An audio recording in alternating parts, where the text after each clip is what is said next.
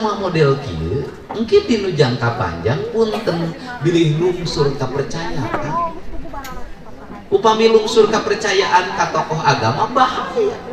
bahaya naon ieu lamun aya nagara bancang pakeu aya ceos sosial ceos politik sadaya ulamana tos berpolitik ulama moal bisa nenangkeun moal bisa ngerem moal bisa ngakurkeun sabab geus aya di kelompok pertikaian politik. Urang mah di tanah Sunda ulah ai guru mengaranna ge guru nu bangor muridna nu bager muridna teu cueut kanu hinteung teu ponteng kanu kono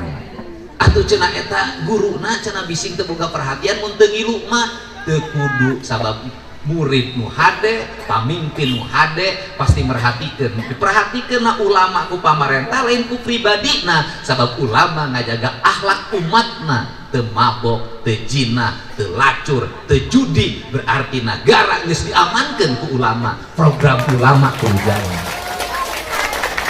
itu cara berpikir daripada jadi besti menang bantuan di provinsi dengan organisasi agama na 100 juta dibikin 50 bagi dua we jeung nu boga aspirasina pan dosa kabeh bener teu dosa kayak ajenganna sinanyeun SPJ fiktif teu kira-kira dosa ngajak ajengan kanu kadosaan pan teu kene. Nah ieu cara berpikir kuring dugi